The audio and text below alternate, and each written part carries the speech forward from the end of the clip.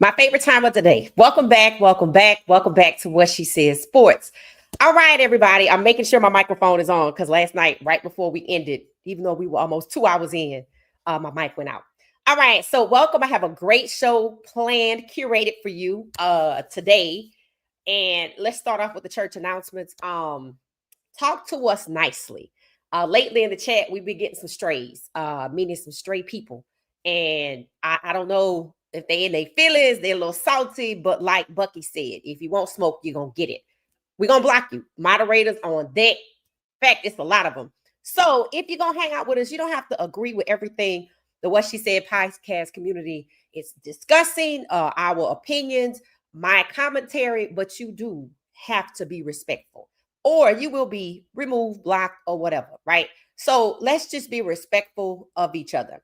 Okay, so moving on.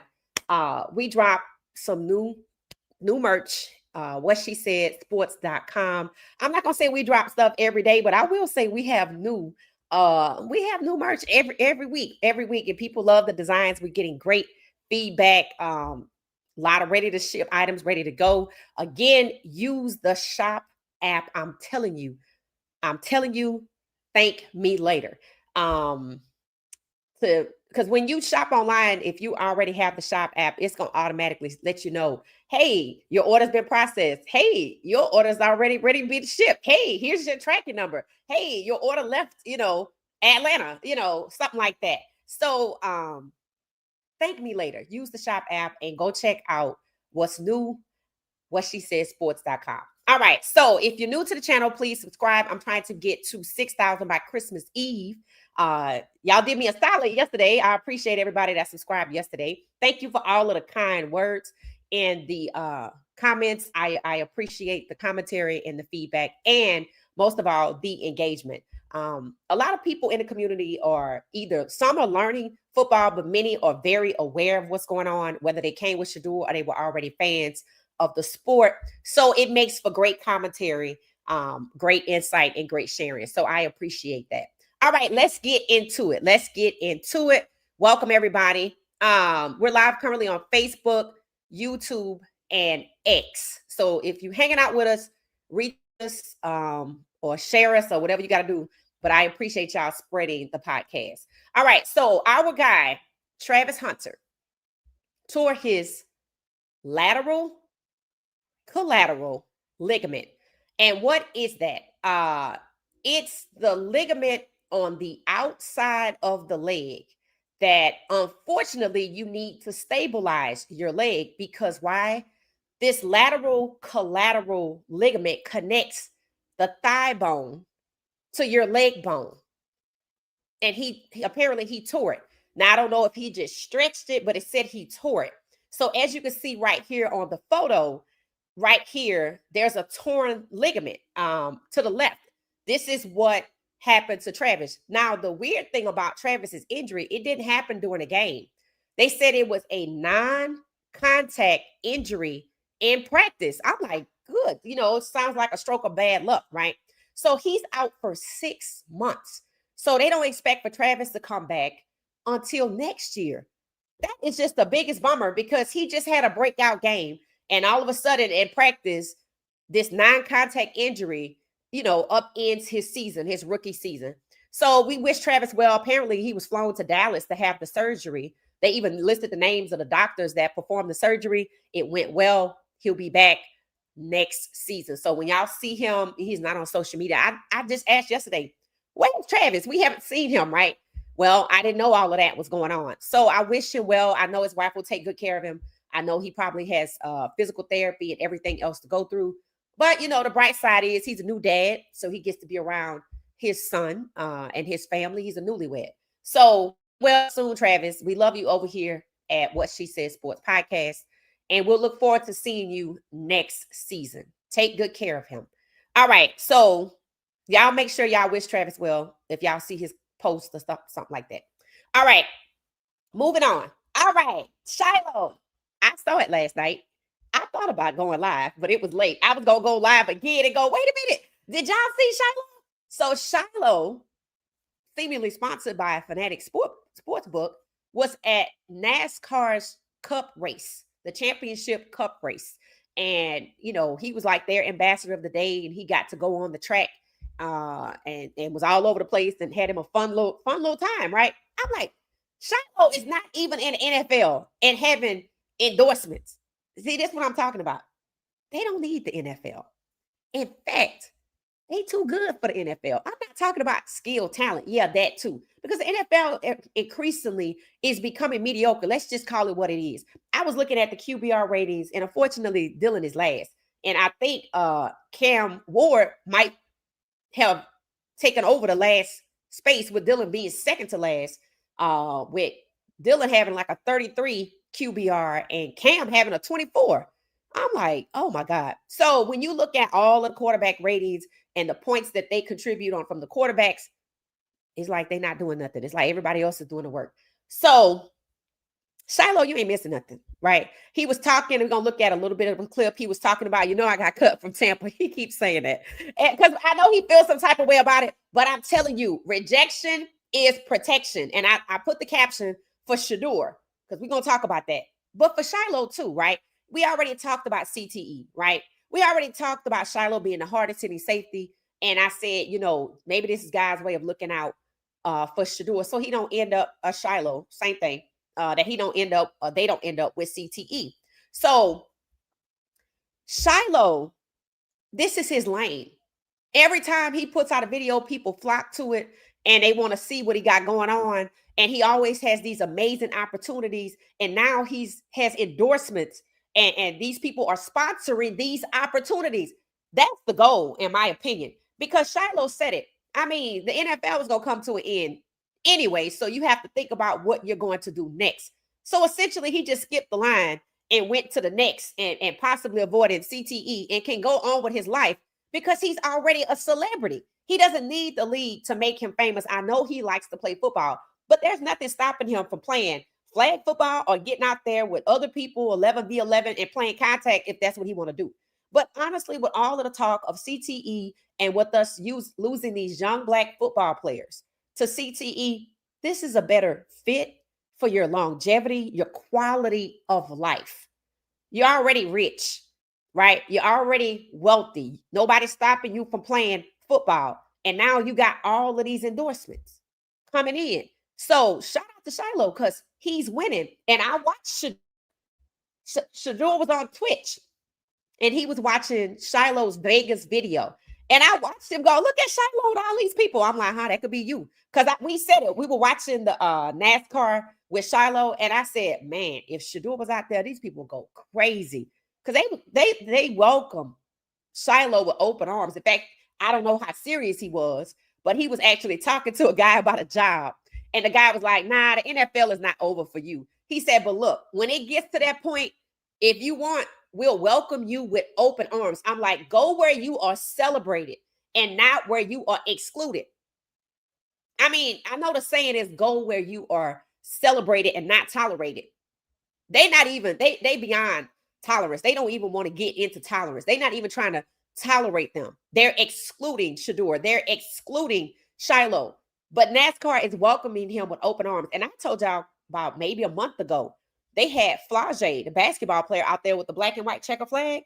I'm like, that's going to be Shiloh next. But he wanted to learn how to change the tires and this, that, and the other. And it's like he was just an ambassador walking around being sponsored by Fanatic Sportsbook, which I didn't even know they had Fanatic Sportsbook. I thought they just sold like the merch, the jerseys and stuff like that. So shout out to Shiloh for bringing awareness, also getting endorsements, not playing in the NFL. And people say in the comments over and over and over, bro, you don't need the NFL. He doesn't. And it's okay if you want to tell people that he got cut from the Tampa Bay Bucks. Maybe that's his therapy, that if he keeps saying it, he'll just get it out of his system. But like people say, man, you're doing well. And they tell him this on camera, not just in the comments. So you don't need it, bro. But I get it. But you don't need it. You don't need it. Look at this rejection as a blessing. So let's take a look at Shiloh, a little clip. We'll just look at a snippet of it. He released it late, I guess overnight last night. And I saw it and I was like, you know what? I'm like, Shiloh is doing well. First of all, let me make sure y'all can see it and then I'll press play. All right. I'm glad I checked because see, I don't see it. I don't see it.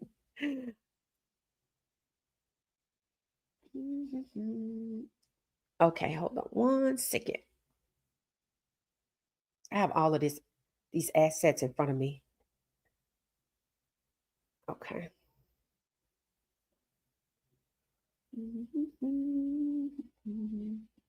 All right, there's Shiloh. Yay! All right. Okay, so this is a snippet. Go watch his video. It's how long is it? I don't know how long it is, but was it 20 minutes? 20 some odd minutes. It's not even that long. So go watch the whole video. Here we go. We got a racing shirt. Yeah, I mean, we always have one stuff. I'm not even gonna lie. If I didn't have this, I would have felt so dumb today. Cause nobody, I'm telling y'all, nobody is dressed up like me today. It's just me. And everybody's just walking around probably like, this guy's an idiot. This is what I need right here. In case you don't know, wearing cowboy boots and a checkered shirt because he thought they were gonna be Yes, dressed I'm so like glad that. you are here. Are you gonna be here most of the day today, or is this your first NASCAR experience? First time in Phoenix? Let's go! I love that. This is the most black folks I even imagined. We are out here. Historically, I am the first black woman to run a track, and so for me, it's intentional, right, to make sure that we are out here. And so anytime, any opportunity, so when Rocco mentioned it, I'm like, well, I'm going to meet him right now. Oh, yeah, I appreciate it. Thank you. So I appreciate you being here, and he'll take you around and make sure our house is yours. So, oh, wow. All right, I'm going to get comfortable. Yeah, I want you to get comfortable. That's right. Where are you guys going to be during the race?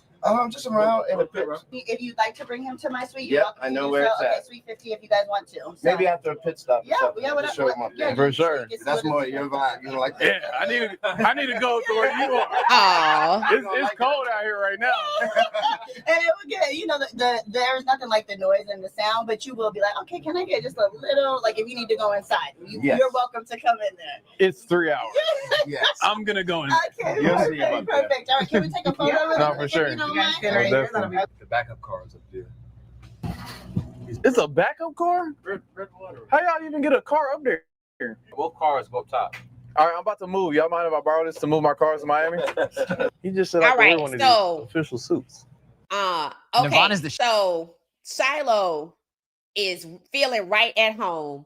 Now NASCAR is super welcoming. Go watch the video. They explained to Shiloh that the race, 3 hours, they made 312 laps around. I'm like, geez, I didn't know that. Now, I told you I was trying to get into NASCAR. I even heard them say LeVar Scott's name because I learned a few of the drivers' names. Shiloh actually counted up to 35 laps. I said, okay, I'm done with that. But he kept telling people, you're the 3rd black person, the 10th black person. And like the lady said, she's the first black woman person to run a NASCAR track. So NASCAR has been very welcoming of black people recently. And I know people going to be like, well, they used to have problems. They might still have problems. Go where you're welcome, not where you're excluded. Like Shiloh say, it's cold out here. We're not just talking about the temperature either, right? So shout out to Shiloh. They called him, whether it was Fanatic Sportsbook or whether it was NASCAR. He talks about it in the video. He, they had a lot of food trucks out there. I'm like, let me find out that they gonna bring Shiloh back for a race. Y'all gonna see me because I already was trying to get into NASCAR anyway. But like they said, the race is 3 hours, and we already football Colorado 3 hours. So I watched the race that Bubba Wallace won. I know who Raj Caruth is. I know who LeVar Scott is. Hell, I was even on YouTube watching somebody ride from Paris to Monaco for Formula One, and I saw Lewis Hamilton. So see, I'm learning too, right? And Shiloh is just gonna bring more eyes to the sport. So shout out to Fanatic Sportsbooks for getting Shiloh out there, and NASCAR for being so welcoming. That makes people like me go, oh, they cool out there, right? So because we all have preconceived notions about how NASCAR, at one point just didn't seem like they wanted to see us in droves on the track. But in Atlanta, at a NASCAR track or at a racetrack, they had a Boots on the Ground festival. I was like, okay, go where you are celebrated, not where you're excluded. So go watch Shiloh video. Just go watch Shiloh video. All right, so let's get into the topic. Today, I have put together some assets to discuss.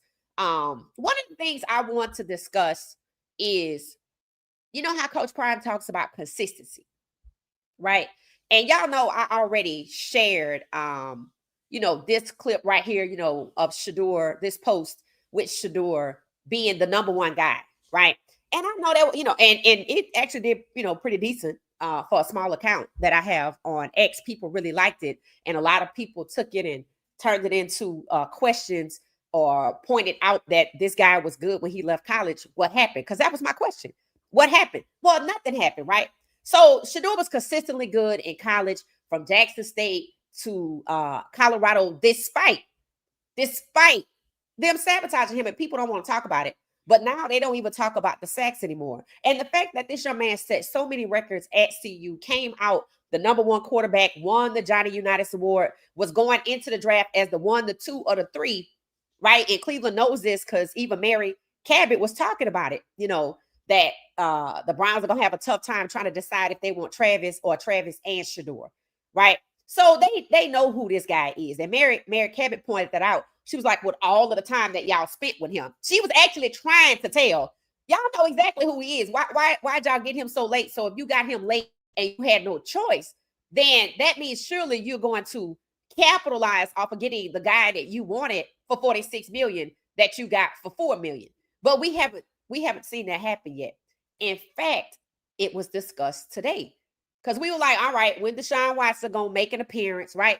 When Deshaun Watson gonna make an appearance? So we're gonna talk about the practice window for Deshaun Watson and how it affects the rotation of the quarterbacks. But back to what the consistency that Coach Prime talked about. So clearly here, coming out of college, this guy is the number one guy, right? But then when he gets to Cleveland, he's still the best quarterback that they have, right? When you do the math on these numbers, Shedeur having except for when Pickett was hurt, take him out the equation, but Shedeur having the least amount of reps, but being the most accurate. So you had Flacco, Sanders, and Gabriel. And I never really cared for how they had the quarterbacks ranked. They had them listed by jersey number when they should have been listed by stats, because that's what you do with stats. And 1 week, somebody actually fixed it and ranked them by stats, and Shedeur was first. But you can do the math right here and see he's still first, right? So if I'm the number one coming out of college and I'm consistently good and I make it through training camp and I'm the number one quarterback, I won the competition in training camp, I should at least be the QB1 if I won the competition, because that was the point of it. But you know what? Flacco got experience. So let's put Flacco out here, and the next best quarterback who actually won the competition, that's a rookie, is Shedeur. So he should have been the QB2. But then we move Flacco out the equation. We trade Kenny Pickett, and then we have in Shedeur, and we talked about this. Gabriel had 160 reps. He don't look any better today than he did then, which means he's consistently mediocre. People have pointed out that he is not an NFL quarterback. There are people on X that did a skit and they named 50 quarterbacks that were better than Dylan, and 2 of them are still in college, and that's Mendoza and Ty Simpson. And of course, Shedeur was on the list, with Shedeur even being better. So what does this say, right? What does it say when Shedeur, who's consistently good, who won the little fake competition, and Stefanski was never held accountable for that. And now here we are in the season, and we're actually in the season, and we go to preseason, and this young man has the best preseason game out of week 1. Now, there are people that want to pull out the Rams game. I'm like, let's talk about it. I said, because if, like Coach Prime said, Shedeur is consistently good from high school to Jackson State to Colorado to become first out of college, the best quarterback out of college, then I'm the best quarterback in training camp. That means I'm consistently good, even with pro experience. And then when I get to the first week of the Panthers game, I'm the best quarterback on this list. The best quarterback on this list. And understand this. Understand this. He was being held back, and he still was the best. Just like in Colorado, they thought having him sacked excessively was going to shave off some yards or knock him out the number 1 spot. But it did not, which means this young man is resilient, and you're not going to take him down. And he doesn't have anything to prove but he's the only person who were on the Browns roster that had to prove anything. So this young man, like Coach Prime say, consistency, right? He's still consistently good. And then we get to the Rams game, and uncharacteristically, he was sacked 5 times, and they want to try to point back to see this was his problem. This is why we didn't draft him. That's BS. They used Shedeur being set up to put him behind Dylan. And all I'm hearing is put Shedeur in. He's better than Dylan. This, that, and the other. You know what I should be hearing? I should be hearing fire Stefanski. See, this is what I say. You got to pay attention when these people talk and they all start parroting the same thing. Well, now they're calling for Shedeur. Shedeur is better than Dylan. Everybody knows Shedeur is him. Shedeur is better than Dylan. Then call for Stefanski to be fired. But instead of calling for Stefanski to be fired, they're pointing out Dylan's inadequacies, but they're not calling for Stefanski to be fired. And everybody knows that that's his boy, right? To the point that some people ask, is there something improper happening here? Because why is he coveting him? Why is he treating him like a pet? Right? And that's a good point.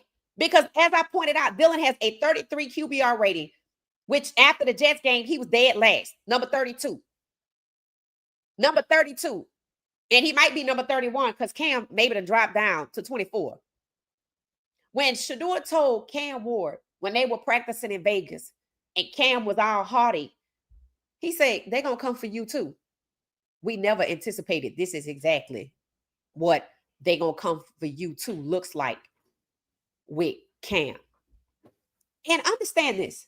Dylan has been sacked 17 times. He hadn't even played 10 games. He's only started, 5 or 6? Sacked 17 times, and they supposedly like him. That's excessive. He the one that needs to watch out for the CTE. And their hatred for Shedeur is so strong. You have to ask because Shedeur is consistently good, right? And he was sabotaged, as they say, by the Goon Squad, people that are probably forklift drivers. The question has to be asked because people now see Stefanski's hatred for Shedeur, which is racism. This Stefanski intentionally sabotage Shedeur's opportunity in the Rams game, like he's holding Shedeur back right now, so that Shedeur would remain QB2 behind Dylan or behind Dylan, period. You have to ask it, and it should be looked into because everybody wants to point out, oh, he hates Shedeur. He doesn't like Shedeur. Well, then why you don't call for him to be fired? And then what happens not even 24 hours after Daboll was fired, knowing that something like this was the case, right? What you're looking at on the screen, if you're not paying attention, I'll read it out loud, is a quote that came out of the New York Giants camp. The worst formal interview I've ever seen or I've ever been in my life. So entitled, the same word the owners used to take Shedeur off the board. The biggest thing is he's not that good. Now, that's a lie. So this came out of the New York Giants camp, right? People have pointed out that Daboll should have been fired because he single-handedly led a smear campaign against Shedeur Sanders. He tanked his career, and he did. And somebody pointed out on X, well, he still got paid $30 million. I said, yeah, the money don't matter to them. He lost the power and the influence, and that's why he had the job. So after he conveniently tanked Shedeur, they go with Jackson Dart, who they know wasn't like that, without him being propped up, and it's proven he was propped up. So they quiet about Jackson Dart, and now they're celebrating Tyler Shaw. And everybody wants Shedeur to play, but I don't hear them calling for Stefanski to be fired. The fans are. The fans are. But not the people that have the most reach. Maybe a few. But like Skip Bayless, again, on Gilbert Arenas' show, yeah, how long am I going to have to watch Dylan dink and dunk and this, that, and the other? I'm like, you said you have Haslam's phone number. So why don't you text him or call him and tell him to fire Stefanski? This is how you know they are trying to preserve Stefanski's job and blame Dylan. Dylan did not just walk up in Berea and go, I want to be the quarterback. Stefanski cheated the hell out of Shedeur, just like Daboll led a smear campaign and tanked his draft opportunity. Stefanski is tanking, not for the season for the Browns, but he's trying to destroy, after the Browns drafted Shedeur, he's trying to destroy Shedeur's career opportunity in his rookie year. Now, I know people know that, but this is the problem in the NFL, the lack of accountability. You want to sit up and talk about how trash Dylan is, but you don't call for Stefanski or demand for Stefanski to be fired. There was a guy who did a cute skit. He's a Browns fan. He got in his car and he was yelling and screaming about this, blah, blah, blah, blah, blah, blah, blah, blah. And you know what he said at the end? But I'm going to be back next week. That's what's wrong with it. It's just a bastion or a cesspool of mediocrity with a lack of accountability. And myself, as somebody who prides himself on being an academician, it's to watch. It's hard to watch. Not just because I see the discrimination. I see the mediocrity. It's ignorance. That's just what it is. It's become a bastion of ignorance and mediocrity. And today, or less than 5 hours after Daboll was fired, guess who they want to fire now? Mike Tomlin. I said, oh, y'all ungrateful. So today they are pointing out that Daboll was fired and he only won one playoff game and Mike Tomlin hadn't won any. They also haven't had a losing season, and the Giants have been tragically bad. The GM should have been fired too, but you see, they want to spare the GM, and they have the audacity to say that Stefanski should replace Daboll. That will be the reward for holding back Shedeur Sanders. Just like in Atlanta, I said, don't be surprised if the defensive coordinator is the next head coach. Because what happened? Supposedly the defensive coordinator gave out Shedeur Sanders' phone number or left his laptop or his iPad open so his son could get it and give it to the dude that went to Ole Miss, even though I don't believe that happened at all. He was just a scapegoat. He had to pay $1 million fine. Well, one way to reward him is to push Raheem Morris out, which they are trying to actively do. So they're trying to push Raheem Morris out.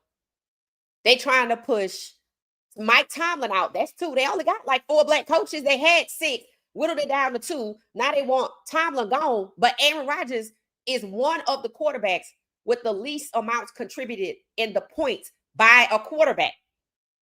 They know he was washed up. They should be wanting him to go.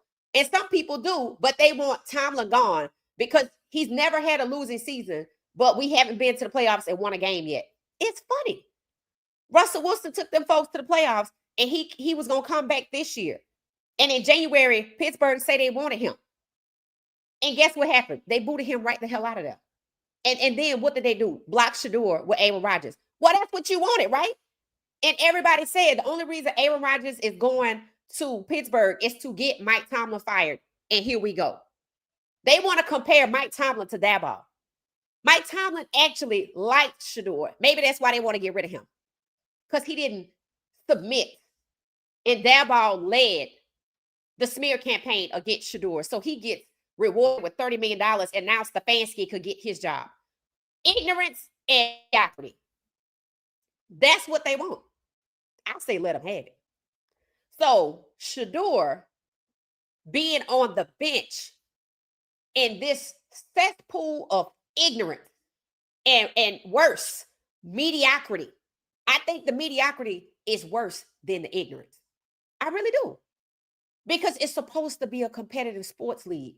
We pointed out it's racism everywhere, right? It is. It's racism everywhere. But the point is, it's supposed to be a competitive sport league first. And you have removed the competitiveness and replaced it with mediocrity, and you raise the prices. Y'all out of y'all goddamn mind. Shedeur is elite. And that's like being gifted and talented in high school and being in a remedial class. Your brain just can't handle it because it's so used to a high level of critical thinking. But they want you to be with the people who just not have learning challenges, but just don't want to do the work. They just want to be passed on to the next grade just because I'm in this class. That's what Shedeur is too good for. And y'all see, if you go watch Shiloh's videos, people talking about, he's so kind-hearted. He really is. But see, they painted both of them as arrogant, entitled Nepo babies. When in fact, Shiloh was the hardest hitting safety in college the year before the draft. And Shedeur was the best quarterback coming out of college. And now that the NFL doesn't want athleticism, but prefers to stockpile mediocrity, we don't want y'all. Because y'all gonna come over here with your elite athleticism like your daddy, and all they gonna talk about is y'all. I bet there were people that saw Shiloh's endorsement and decided not to watch the video or decided not to hit the like button. Because what happened last time when Shiloh dressed up like Shedeur, a lot of the media, NFL, they talked about Shiloh's video. But now that this is becoming a thing, oh, we don't want to do that. They wanted him to go home and cry. They want Shedeur to sit on that bench and pout. Rejection is protection. And if Shedeur never plays in Cleveland, good. Good. Because Shedeur is too elite for the mediocrity whereby we have a quarterback with a 33 QBR rating who has been pummeled and sacked 17 times. It's funny. They worried about Jackson Dart taking all these hits. I don't hear nobody worried about Dylan. And they say they like him. That should let you know they handpicked him to have him be beat up and used like a rag doll. I don't hear no conversations about, yeah, Dylan been sacked 17 times. That's a lot. You know, CTE. We worried about Jackson Dart. He been hit too much. And Dylan thought he was the favorite. No, you're the blocker. You're the person to block Shedeur from hitting that field. So let's talk about who they get ready to use next. Now, I talked to y'all yesterday about priorities in the NFL, in Cleveland in particular, right? I also talked to y'all about how with Dylan being inefficient as a quarterback, last place as a quarterback, that essentially the games are rigged and bettors can exploit this, and you're tipping off bettors on what to do. We're going to talk about that. But before we get to that, Deshaun Watson's 21-day window that they can open for him to practice and evaluate on whether or not they're going to put him on the 53-man roster or whether or not he's going to go back on the PUP injury list is expected to probably open coinciding with the Raiders game, right? So we said they were going to pit these two together. What it looks like is that's probably what they're going to do. Don't know what the priority is, but now they have to ask themselves, right? Do I move forward with Deshaun, let him play the games between the Raiders and the Bears, where Shedeur was supposed to start the last 4 games? That was the rumor. And let Deshaun play in that 21-game window to evaluate him, and then give Shedeur the last 4. I say, like they did Michael Penix Jr., they're going to give him the last 3. Let's look at their schedule so you can see what it is I'm talking about, so you can understand what they have put together. Mind you, they have already figured out what they were going to do a long time ago. They knew Deshaun was always coming back. I even said it. Deshaun was coming back toward the end of October. Well, they delayed it.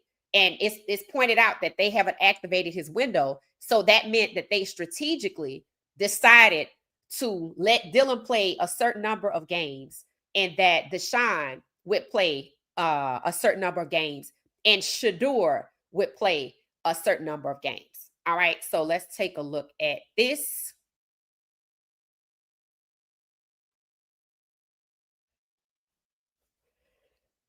Okay, so here we go right here. You should be able to see my screen. Let me know. I think you can see my screen. Let's see. Okay. All right. Okay, so we have coming up. Now, you know they already played the Jets right here. Again, Dylan has a 33 QBR, which means he not going to get the job done. He's the worst quarterback in the NFL. He's been sacked 17 times. That's to his detriment. He didn't even start the whole season. So in a few short amount of games, he's already been pummeled 17 times. And they say they like him. This is why I said Shedeur didn't need to start the season in Cleveland. I wanted to see what that O-line do. Not a goddamn thing. So I'm fine with Shedeur being on the bench in particular because I think it needs to be looked into if Kevin Stefanski intentionally set him up to appear that he was not a good quarterback to justify blocking Shedeur from the field with Dylan. Because now we see in the season, Dylan losing, ineffective, and they're not trying to tank.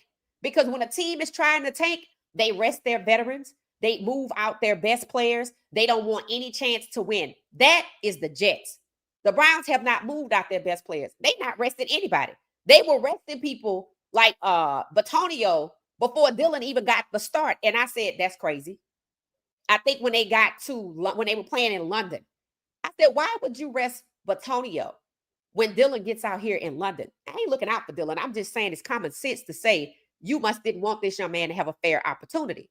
So it's almost like they want Dylan to hop on a bike with no training wheels, and he's 6 years old and never ridden a bike before.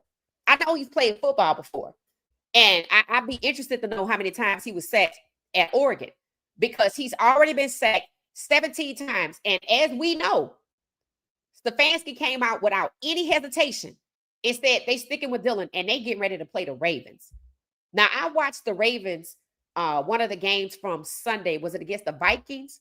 I ascertained how quickly J.J. McCarthy is AZZ, and you don't hear nothing negative about him.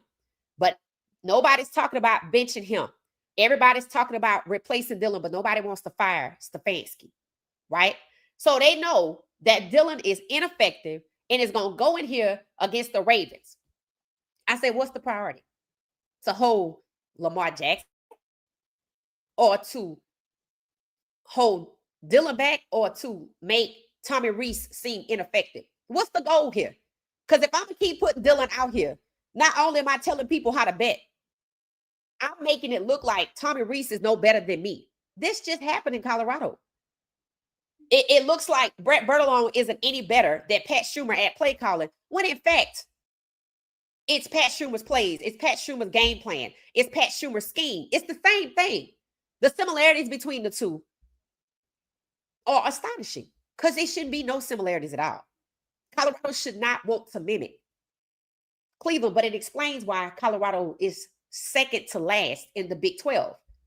Just like Cleveland is dead last in whatever division that they're in. So then we got Deshaun supposed to, now they could activate Deshaun for the Ravens game. He could be practicing right now. He could already be activated. Since the Jets game, they could say, come on, Deshaun, get out here and go to practice. That way, by the time the Ravens game come, he could be ready to step on in and at least help Dylan. Like I say, move Shedeur off the table because it's blinding a lot of people from what's really going on. You didn't activate Deshaun in time for him to practice and be available for the Ravens game. Nobody's saying anything about Bailey Zappi. Nobody's saying anything about Shedeur. All they have said is, we sticking with Dylan. What the hell is the point of that? And it's not trying to win, but it is tipping off bettors. So Deshaun comes online and able to practice. The 21-day window is the Ravens game to the Bears game. So I would think we can expect to see either Dylan and Deshaun in the Ravens game or the Raiders game, or Deshaun in the Raiders game. Then we have the 49ers game. Deshaun, because what the hell is Dylan going to do? And then we have the Titans game. Everybody wanted to see Shedeur for that game. But that's his 21-day, Deshaun's 21-day window. And I follow him. So I saw where he posted, yeah, baby, get ready. So he's definitely going to be a factor. We don't know how they're going to use him. But it proves that his window closing on the 21st. They get to decide, are we going to add you to the roster? I'm thinking yes. I'm thinking yes. And he's going to do what? Compete with Shedeur down here. So I think they're going to pit the two of them together here. Now, when Deshaun is active, if he can get in a game, maybe he can't because I think they have to make a decision. If he's not allowed to play, but he can practice here, Raiders, 49ers, Titans, if he can just practice there, it tells you that they probably going to make him active to compete against Shedeur. And the question is, will Shedeur fall to QB3 and Deshaun fall to QB2? This is where they're going to pit them together. Now, there are people that are upset about that. Again, Dylan has been sacked 17 times.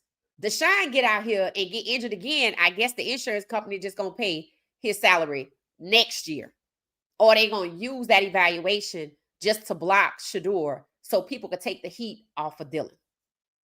Either way, Shedeur, it could be scooted back one because I don't know how they're going to do that. And I know that's going to be the question going forward when he start practicing. So what we going to do now is it, since we know Dylan is not good, we just going to move him out the way at the Bears game, and it's going to be Deshaun and Shedeur?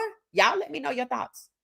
What happens if he can practice but maybe not play for that 21-day window, but he conveniently becomes available to possibly make the 53-man roster after the Bears game? I don't see how he can practice. You can evaluate him, but he can't play in a game. So we have to see how that works out. Look for all of the conversation. But when I checked the dates, 21 days from the Raiders game, it conveniently pointed over here to the Bears game. And I know that's when people were saying the rumor is we would see Shedeur. And people are starting to point out in the last couple of days that that is just that, a rumor, and it might not happen. So again, as much as I wanted to see Shedeur, I also wanted to see how the other quarterbacks did in terms of the O-line. Not good. And Stefanski, people are not calling for him to be fired in terms of like media. They're calling for Dylan to go when everybody should be in unison to fire Stefanski because he's no better than Daboll. But they're over here trying to give him the New York job, which meant no accountability for how he mistreated Shedeur. Just like Daboll, no accountability. And that's what I mean by the NFL is becoming a cesspool of ignorance and mediocrity. So that's up to their fans, right? So Shedeur down here, Browns, Bills, Steelers, and Bengals. These are going to be some of one of the toughest games, I would imagine. I don't know who they're going to set up, to be honest. Hell, they might try to set up both of them. I don't know. But I do believe they're going to use these two games to pit Shedeur and Deshaun against each other and possibly scoop Shedeur back to QB3 and Deshaun at QB2. Just stay tuned for that. Okay, so that's that on that. That's what's going on there, right? So I told y'all that bettors could exploit this situation. And I'm right on that, right? I have somebody who actually is a bettor. I think I have their quote on what they said. All right. So they're talking about gambling in the MLB, gambling in the NBA, but they gambling in the NFL, right? Leaving in a quarterback with a 33 QBR dead last for QBs, and you don't want to change it. You get ready to play a playoff contender like the Ravens, who have been elevating every week since Lamar returned. And Lamar is a what? 3-time MVP.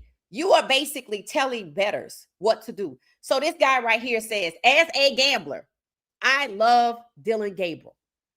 Easiest money line in the league.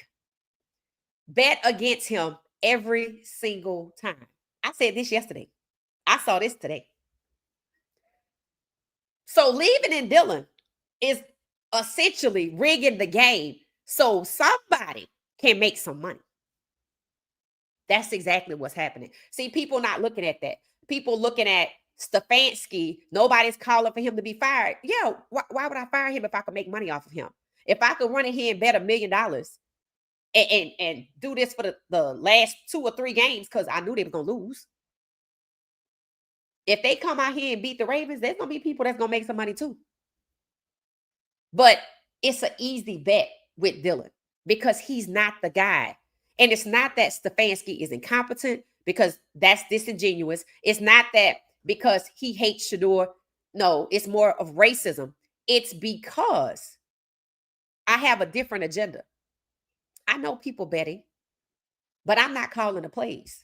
And last year, we fired the OC after he lost. And if you go back and look at their record from last year, when Stefanski handed over the headset, if you are better and you see they still rolling with Dillon, you already know what the plan is to make Tommy Rees look bad. You have to ask yourself, what is the priority? To hold back Shedeur seems to be primary. I can do that with Dillon. Now I can get it done with Deshaun. Then you have to ask, do I want Deshaun on my team and pay him and allow him to thrive? No. So he gonna be the blocker. And that means that Tommy Rees gonna lose. And then if I let Shedeur get out here for 3 games, just like Michael Penix Jr., what's the goal then? With Tommy Rees calling the plays? To make sure Shedeur doesn't look good? If that's still the primary, then Tommy Rees gonna lose. So I'm setting Tommy Rees up to look bad. Because that's what I did last year. And we fired that OC. That's what it is. And gamblers, they take all of this into consideration. They take into consideration that they turned over the headset last year, what happened to the OC last year, how they're treating Shedeur, how they're being stubborn and refuse to put in somebody that can win. But bettors know that they are not tanking.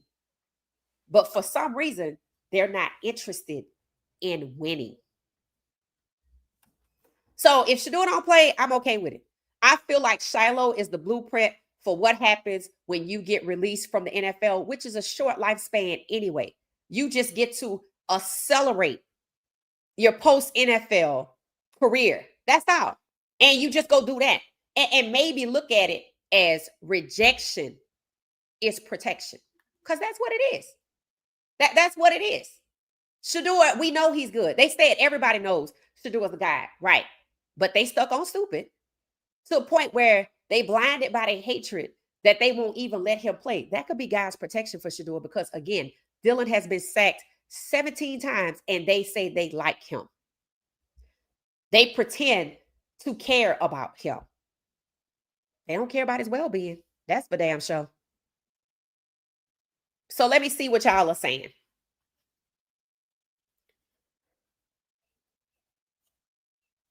Hey, everybody. It said, how's everybody doing tonight? I'm just hopping over here to see what y'all are saying. Shout out to Coach Prime for his message on consistency. It came back today when I was putting this together.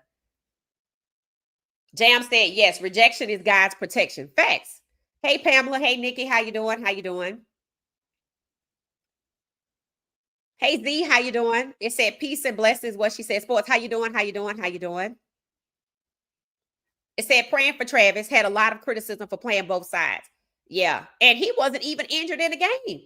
That's what's crazy. Is that like Scatterboo's injury? I'm not exactly sure what his injury was. I follow a doctor, I guess an orthopedic doctor that examines people's injuries, and I didn't see him do Scatterboo, so I didn't get to see it. I would have to look into it, but if somebody knows, feel free to share. It said, I am sorry to hear that about Travis. Hunter, yes, we love you, Travis. Fact, yeah, Travis is no different than the rest of the Buffs. We find that like Omarion and the Buffs that are still there, Juju. We ride for all of them. Jimmy, Cameron Silver, Craig, Shiloh, all of them, right? LeJonte's still over there balling out. I looked at his stats after the Ravens played Minnesota. He was doing punt return and kick return. So he over there, being LeJonte doing what he doing. So we still keep up with the guys. And we probably will. And probably that's the only reason why I know what the hell is going on in NFL, to be honest. Because at this point, I'd rather go watch lacrosse, and I don't even know what that looks like. Scatterboo broke his ankle. Okay, thank you, Wayne. So Scatterboo broke his ankle, and hey, Dominique, how you doing? Welcome. Hey, 420, welcome back. They said kids don't care about CTE. They love football. They will continue to play. That's because they're not educated on the disruption to the quality of life for CTE, and it largely happens more so to Black players. And if I had to guess, they're not fully aware. Not because they don't want to know, because the schools don't take the time to do what needs to be done. You have to have proper nutrition. There are ways you can protect yourself, because if Tua found a way, then so can everybody else. But they don't talk about it. They just don't talk about it because they don't want the players to go play lacrosse. That's what I want. That's what I want. Good evening. Flag football. I'll take that too. I'll take that as well. Flag football is fine. Thank you, Amber. Yep. Take a minute. Hit subscribe. Take a minute. Hit subscribe. Hit the like button. Over 200 and some odd of us. Thank you so much. I appreciate it. Subscribe. That NASCAR video was the bomb. Yes. I'm telling y'all, if y'all haven't watched it, go watch Shiloh's video of NASCAR. In fact, let me put the link in the chat. I think this is the link right here. I'll just put it in the chat so y'all can watch it, because it's good. And I can see him being out there. I don't know, there's seasons when they start or when they end, but let me type Shiloh and NASCAR. And I was trying to get into NASCAR too. Actually watched the race where they had Angel Reese. She was the face of the McDonald's car that Bubba Wallace drove in Chicago. That's the race I want to kind of get into, where they race through the streets of Chicago. I forgot what they call it, but they're not doing it next year. They're going to take a break for a year, and they're going to come back in 27. And then I watched Bubba Wallace in another race. And then I learned about the truck series. So Shiloh's going to bring a lot of eyes to NASCAR, and people are going to see we out there. Like the lady said, oh, we out here, right? People are going to see that, and they're going to be like, shit, I'm going to a NASCAR race, right? Sometimes people feel like, well, I just got to stick with football because, there's not a lot of other options. Lacrosse. We know tennis is out there. We know soccer is out there. We know golf is out there. And in fact, a all-Black boys high school golf team won the state championship. I don't know what state it was in, but I put it on my stories. I share things like that on my stories on IG and TikTok. So check that out. And my dad went to college, Prairie View, on a golf scholarship. So yeah, a lot of my people, my family, we play golf too. But I'm telling you, the next generation of us, lacrosse. It said, I love the video. Shiloh will be just fine. Facts. And I hope he knows that, right? I know he kind of still waiting to kind of see. And you know what? They gonna come running back when people sick of them, right? When people get totally turned off and get to the point where we could see that, oh, okay, so y'all just want to be ignorant and mediocre. Oh, okay. And I'm gonna go find something else to watch. They'll be back, because it happened in baseball, it happened in hockey, it happened in NASCAR, and you see they all coming back. The NFL will be no different. It just might take about 7 years, but it's gonna happen. That's what happens when you're arrogant.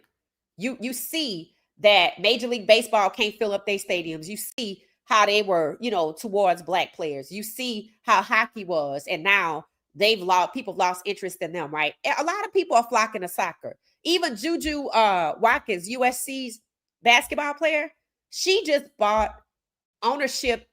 She's part of an ownership group of a women's soccer club in Boston. Understand this: women's sports franchises, leagues popping up like crazy. The interest in women's sports right now, I don't care if it's soccer or basketball. Every other week, it's a new basketball league. And these people put big money behind it. Now, a women's track league and athletes. And that's led by Serena Williams and her husband, Alexis. And now, they so savvy with their damn marketing, they already got the next generation of female track stars saying the future of athletes. They always bringing on these middle school track stars. I'm like, okay, they are positioning themselves to be the future of track and field for women's sports. Everybody knows women's sports is a hot commodity except for the WNBA. And mark my words, all these new leagues popping up, they're going to go right out the window back to irrelevancy. And the NFL going to go right with them because they market tit for tat. They treat their players the same. We don't want the black players to carry the last leg of the relay and be the heroes. Well, to hell with you then. Because we got options. And that's the point. Instead, I watched it this morning. I was off work today. Oh, okay, Amber. Yeah, I watched it overnight, I think. Shiloh was dressed for the rodeo. Right. I don't know why he thought at NASCAR that they would have on boots, that they would have on cowboy boots. And I know he from Texas, so maybe that's it. Cowboy boots, a plaid shirt. And what else he had on? No, that was it. And then he got that other shirt. But you know what? When they let him put on the racing jacket, that jacket is fire. I'm telling y'all, go watch the video. Other people that are related to Shiloh and telling them, that they've been into NASCAR and how they would be at the club with the racing jacket on. I've seen athletes with that racing jacket on. So when Shiloh put that on, I'm like, man, he look official. I'm telling you, this is Shiloh's lane. This is it, bro. This is it. This is it. This is it. And understand, Shedeur not saying it, but he making money over there. Shedeur making more money. He probably gonna make the same amount of money or more than he would have made if they had drafted him number 2. So they tried, if you notice, they try to disrupt what he got going on, but it's not happening. It's not happening, right? So somebody in our comments posted this, and I think it's valid. Clyde Marshall said, "Dear Shedeur, in The Wizard of Oz, Dorothy knocked off the East and West witches, and she got rid of the eyes. So Dorothy took it all down, right? She exposed it all, and she just ended it all. It says, Shedeur, you have knocked out Kenny Pickett and Joe Flacco, and Dylan is next."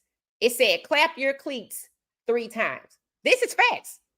This is facts. It's like they don't even see it. They know they can't take him down, but they're not looking at the gains. They're not looking at the fact that they're imploding and don't even realize it. People like myself, I see it because I understand business. I understand that if you fill yourself up, if you turn yourself into a cesspool of mediocrity, a lot of people are not going to pay $600. And we just learned about who's really on food stamps out here. Right? We just learned that. And you raising prices, but your product is mediocre. And then you're being racist against your own product. That's the ingredient, the recipe for disaster.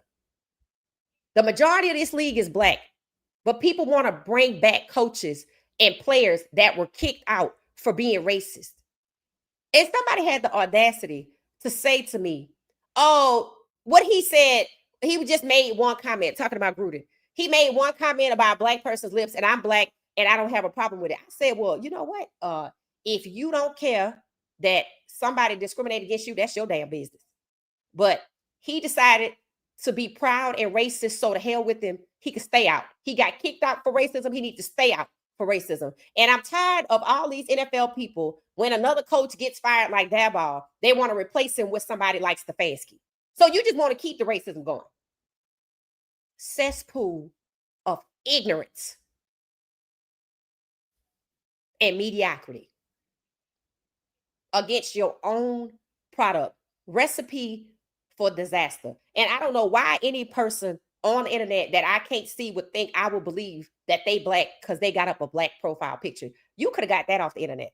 And I don't give a damn anyway. If you want to be Uncle Tom, that's your business. But that don't mean we going to sit here quietly while they discriminate against black people because you fine with it. That's your damn business. You one person. You're not going to sit up and tell the rest of us to be okay with it because we don't even know you and you okay with it. You don't have no damn credibility. He got kicked out the league for being racist. They go find somebody else. All of this talent out here. And there was not one black person suggested to replace Daboll. I said Brian Flores because they stole his job and he was a winning coach. But all they want to do is fire Mike Tomlin. But they want to bench Dylan and push Shedeur out here, which I want him to be sacked 17 times. Hell no. Y'all put the shot out there. He ready to get out there anyway. He got to show what he could do. Because, I mean, somebody got to pay him $46 million because it's guaranteed. And then they want to welcome back Justin Tucker. Oh, his suspension has ended. Somebody in the comments asked, why you don't have all of this celebratory for Deshaun? He returned it because Deshaun is black and Justin Tucker is white and gross is gross. Cesspool of ignorance and mediocrity. That's what it is. Shedeur too good for that. He too good for that. They don't even want him to get out there and win and save the season. They just want to do what they're obligated to do. Let's see if they part ways with him in the draft or if they hold him hostage next year, because that conversation is coming as well. He's supposed to be draft capital.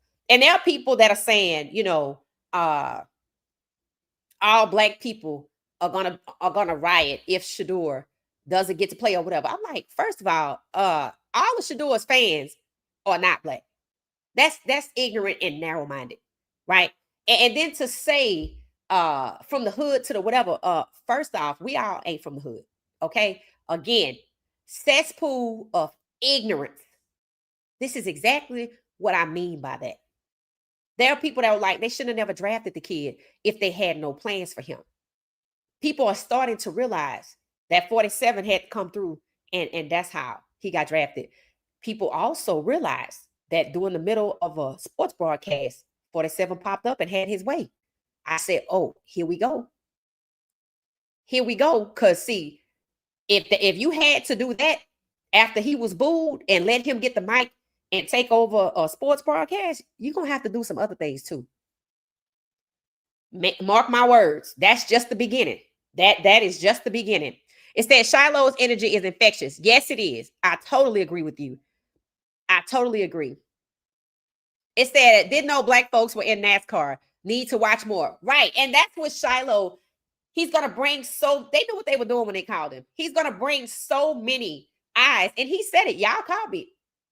I mean, I love it. I love it. This is why I was like, I think I'm going to start trying to get into NASCAR. But I'm very excited about that race in Chicago, through the streets of Chicago. I just hate they're not going to have it next year. But I watched it and I watched the people. They looked like they were having so much fun. And then they had that car, the McDonald's car with Angel Reese on it, driven by Bubba Wallace. And he was actually leading, but I think he might have crashed. But it looks like it looked like they was having just fun. Like, I'm just sitting up here watching sports. I'm not over here realizing, okay, he can't be in the race because he black. I didn't see none of that. I know they got their issues. Everybody got their issues. Everybody got their issues. It's what you do after you've been exposed. I didn't know so many black people were into racing. Yes. And that's what Shiloh brings to the table. A bunch of eyes and for us to see that. That's right. We need our own spaces. Yeah. I'm like, if y'all just really want to do this football thing, y'all gonna need to start your own, because this ain't the way. This is not the way. And this is why they treat you like that, because they feel like you don't have no options. But Shedeur is not even the first. I mean, Shiloh is not the first NFL player. I think I Am Athlete profiled a former defensive back that became part of the pit crew for NASCAR. Yeah, some guy, I don't know who it is. So now Shiloh going that way. And I said, I bet there are former NFL players that got cut. All these legends kids that didn't get an opportunity, these black legends, Jerry Rice's son, Terrell Owens' son, Frank Gore Jr.'s son. Go on over there. Welcoming, they said it. We will welcome you with open arms. Now that's how I go. Don't be somewhere where you gotta force your way in. Don't never force your way into nothing. It wasn't built for you. They ain't tried to kick you out so many times. And then they just want to exclude you and exclude people that look like you. The only people that's going to continue to go on with that are people who feel like they don't have any other option. Because you can't say, I love to play football. Then go start your own damn league if you love to play football so much. Because I bet if a black league was started, they would care about CTE. They would care about respect for black people. They wouldn't try to force them to submit. They would give them guaranteed contracts, because that's how you retain the best talent. They would not farm through them every 3 years like a slave auction. They wouldn't use terms like buying and selling. They would say player movement. they would be respectful. So if you want to play football, go start your own. But you have options. And your damn contracts ain't guaranteed anyway. I'm like, they ought to be tired of seeing each other get kicked like this. It's ridiculous. Bubba Wallace, yeah. So it's 3 black drivers that I know. Bubba Wallace, LeVar Scott, and Raj Caruth. Raj Caruth is a HBCU graduate too. So I was hoping Shiloh ran into him. It said, I need to check it out. Yep. I put the link in the chat to the video too. It said Dylan still looking like his QB tracker. Right, Jenkins, Dylan has not changed at all from his QB tracker. And y'all, I was looking at his stats. Do y'all know that Dylan's longest pass through 7 games is 24 yards? Remember I said when he threw that 22-yard pass, they were cheering like a baby took his first steps? This is why. I watched Shedeur, must have been getting ready for the game. I didn't know if I could share it. So getting ready for the game, throw one hell of a pass to number 3. And I know that was Jerry Jeudy. I said, okay, we get first team reps how we get first team reps. So ahead of the game, Shedeur was getting first team reps in with Jerry Jeudy. And of course, he caught it. Beautiful pass. See, they want to take that away. And I heard somebody who used to play in the NFL say, well, I mean, if they want to check down with Dylan, so be it. No, you're just going to sit there and let them destroy the game. So be it. That way you'll go find something else to do. That's what I'm saying. That's just crazy. Oh, who is this? Thank y'all for the super chat. It said mediocrity, ignorance, finally truth. That's what it is. It's becoming a cesspool of mediocrity and ignorance. I had to take a break from X yesterday. I know some of y'all said y'all are not on X because it's this, that, and the other. You know what? I choose carefully who I, communicate with or whatever. And I don't mind blocking people. But when they started that whole fire Mike Tomlin, I said, oh, here we go. Blame the black guy. I logged off of there. I was like, you know what? I'm going to just let this pass because I have value on there, but you got to know when to pull back and not engage. And I observed, I said, oh, here we go with the cesspool of mediocrity. It's funny how all of these black people going down for gambling, but that's exactly what Stefanski's doing. He might not be out here betting, but he's setting it up so people could bet. That might not be his intent, but that's what's happening. And again, we're finding the Ravens for incorrectly listing Lamar Jackson's practice status because it's so important to get that right. But it's not important to make the game competitive. Cesspool of ignorance and mediocrity. That's what I mean. Why is it okay for the Browns to not be competitive? This ain't practice. And he already failed in practice because it's more important to hold Shedeur back. That's what it is. Thank you, Ben. I appreciate it. Clara said, this is true, and I do not like these other people. It said, this is true. I cannot steal and competent people that want to be what they are not. What do you mean? You're saying you just basically saying you don't like. Thank you for the super chats, Ben and Clara. I appreciate y'all. I cannot stand. I think you're saying you can't stand incompetent people that want to be who they are not. Okay. Or they being who they are. A cesspool of ignorance and mediocrity. I'm like people who are not just intellectuals. I'm not saying you have to be out here, with the highest IQ but people who are good, who are decent, are going to turn away. And what's going to be left is ignorance and mediocrity. That's just what it's going to be. And they don't even realize they're about to be bent over because I heard people complaining about, the president coming on, doing a sports event and talking about this, that, and the other. I'm like, so what you thought they was going to do? Tell him no? And then at a basketball game that Obama was at, they put him on the screen and everybody was cheering. And I'm like, yeah, he the only one that can run for a third term. I'm like, nobody else can run for a third time. We might need him to run for a third term. So, at the basketball game, people are celebrating what was a success, decency. But over here, people were actually booing at the football game, and he still got the microphone. And it just seems like that type of rhetoric or that type of ideology is what they want the NFL to be filled with. And I say, let them have it. Start your own. But I'm just happy Shiloh is has another lane presented to him, and he's embracing his opportunities in other areas. Shiloh could really just be a content creator and make bank. He already has one endorsement since the NFL, and that is Fanatics Playbook, Sportsbook, or whatever it is. That's just awesome to me. That's just winning, right? That's winning when they wanted you to fail. That's what that is. 200 and I can't see. 266 of us. Hit the like button, please. Hit the like button. I'm trying to get to 6,000 by Christmas Eve. Yay. All right. So let me get back to the comments. Thank y'all for the super chats. I appreciate it, Ben and Clara. Thank you so much. Unnamed NFL assistant is ridiculous. They know that came right out of New York. It said, y'all notice how Josh Allen and the Bills are not playing good football? Yep. That's your payback for messing with Shiloh. Oh, you talking about the Bills because that guy played for the Bills. I wonder if they ever picked him back up and never put a name on it. But you know they know who it was, right? Because remember when Mike Tomlin said there were these phone calls and we had to listen to these phone calls? It was that type of conversation, the things that they were saying about Shedeur, that they ran to Mike Tomlin and told him before the draft. There are people saying they want Mike Tomlin to expose the NFL. I'm like, well, they keep trying to kick him out. He just might. Because it's a whole lot of people that can write a tell-all book. And it's insane to me how Mike Tomlin has never had a losing season. And I hear more, Mike Tomlin should be fired. People making a case for Mike Tomlin to be fired. But not Stefanski. They just want Dylan bench because he trash. Stefanski know he trash. That's why he went and got it. But Dylan ought to have enough sense to know they trying to tour you. You better talk to Tua if you don't want to listen to nobody else, because they trying to do you like they did him. Sacked 17 times.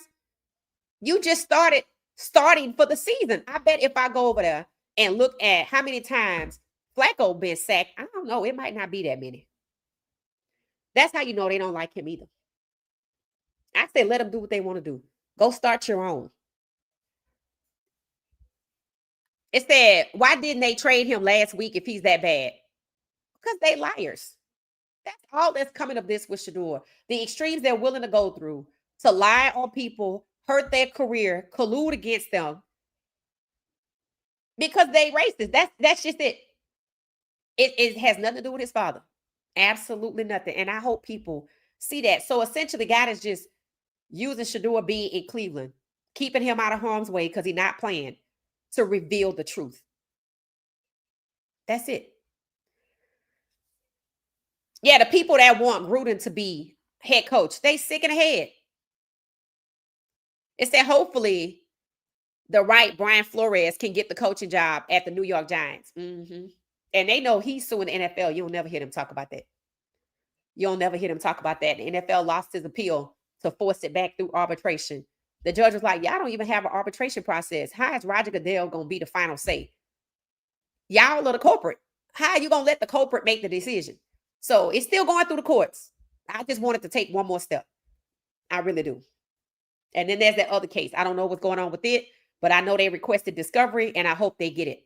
Browns fans are diabolical. Right. That's why the franchise is so inept. They're okay with it. It said, I ain't gonna lie, Queen. You speak facts. Thank you, Emmanuel. Thank you. It said New York would eat Kevin up. You know, he tried to work there before. You know, Pat Schumer tried to get Kevin Stefanski to be the head coach in New York, and they said no. So I thought it was interesting that now that Pat Schumer's gone, and in my opinion, running a wrecking ball through Colorado, it seems like to me, they trying to get Stefanski to run it back one more time. So people have been posting clips from CU Pro Day, which I will be watching tonight because I'm looking for something. They show Joe Schoen, who's the GM of the Giants, and somebody else talking to Shedeur. And it's quoted that they were telling him, you're going to save our jobs. Like, oh, you talk about hypocrites. And people said it went from you're going to save our jobs to them trying to end his career. Yeah, So when they all came to CU Pro Day, they all knew what was going to happen to Shedeur. Every last one of them. And I know somewhere on that clip for CU Pro Day, I believe you can see Shedeur getting ready to speak to Dabal, and he walked past him. That's what I'm looking for. It might not be on there, but I thought I saw it. Because if you remember the broadcast for CU Pro Day, they were nasty towards Shedeur. And that was the NFL network that has been conveniently sold off to ESPN. Because they were aggressive.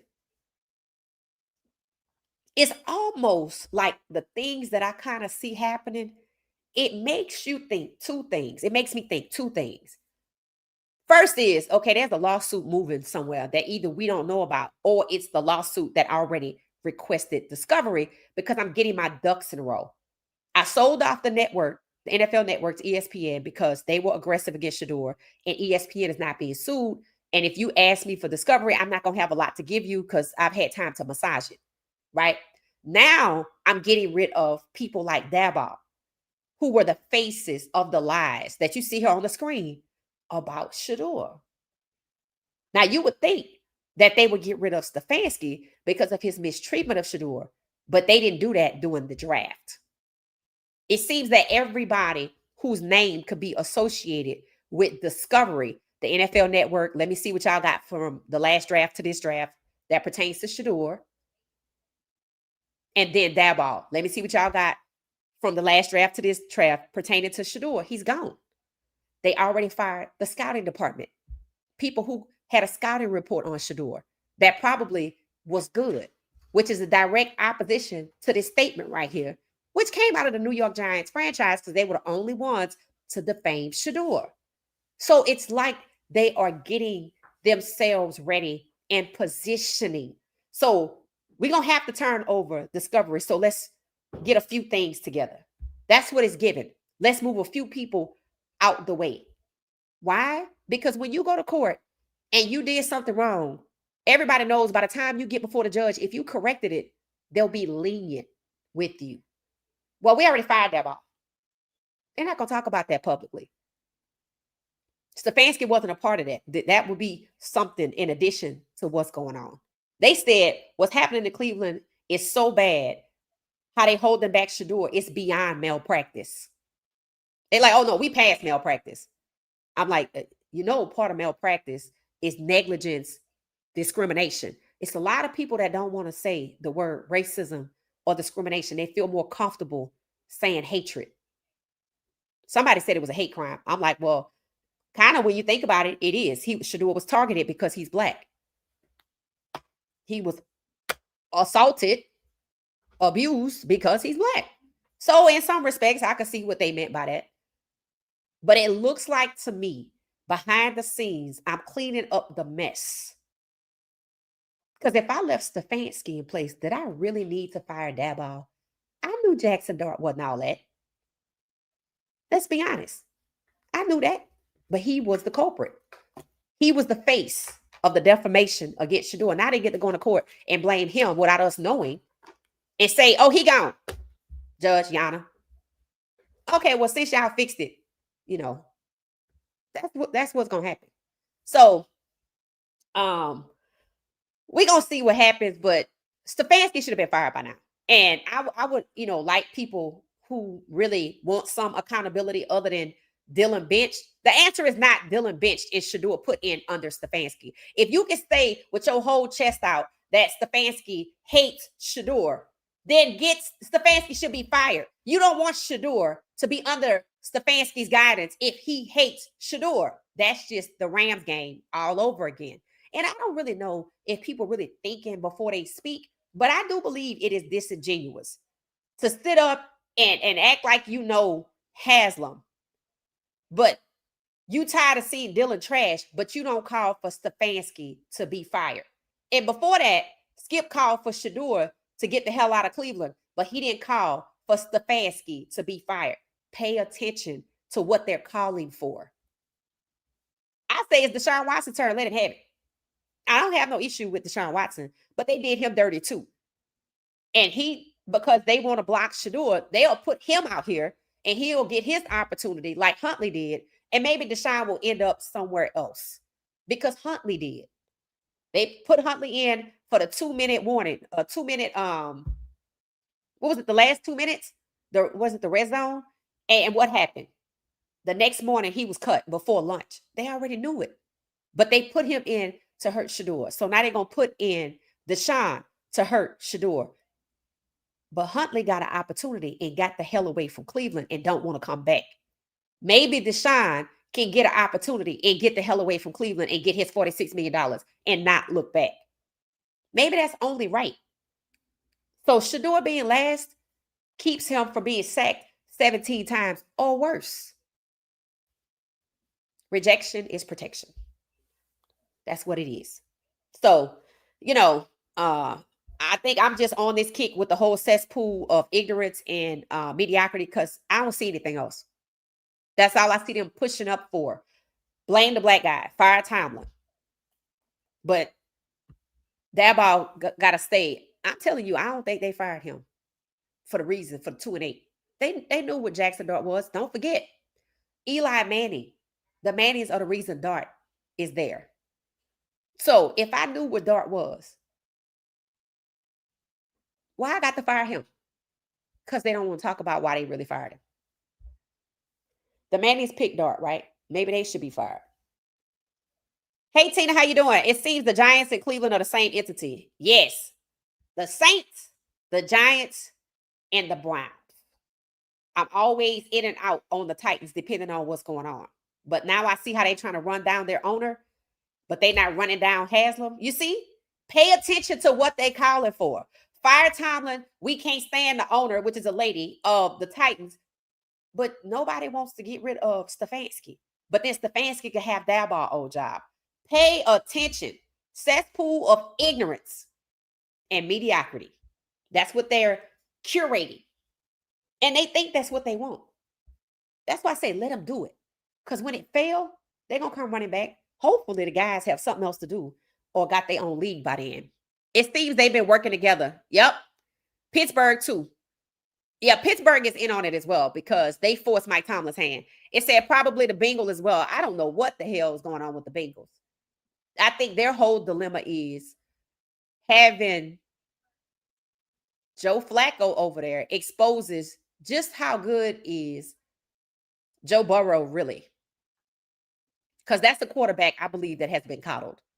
I believe J.J. McCarthy is being coddled. They don't even, you know what they talked about after J.J. McCarthy threw interceptions and was straight AZZ? Because I watched the highlights of the Ravens Vikings game. Oh, his nickname. He calls himself 9. I'm like, he's AZZ. Why you don't say that? But all I hear about is Cam is trash or Jalen Hurts is not the top 5 or it's just tear down the black guy, blame the black guy. And hopefully the black guys realize this. And some people say they know. They just overlook it. I asked the question. When the players that came to the NFL this year, like Cam Ward and Jalen Milroe, I would think he would know because he left Alabama. But when the players that came to the league this year, whether it was first round or the 7th round, did they know how racist the NFL is? Did they know that you're being conditioned to submit, that your career is going to be short, that get in, get the money, and get the hell on? They don't respect you. They're not your friends. Watch what you eat. Be careful if they give you a pain injection, that kind of thing. Did they know how bad it really was? I don't think so. And the reason I say that is I'm looking at Colorado, right? And y'all know we got Jordan Seaton coming out. We got Omarion coming out. And I'm not looking forward to them going over there and being mistreated. But everybody going to be like, well, everybody's looking at the money. And they know you looking at the money. But it ain't even guaranteed. Now, Jordan Seaton, I heard, might be going first round to the Jets.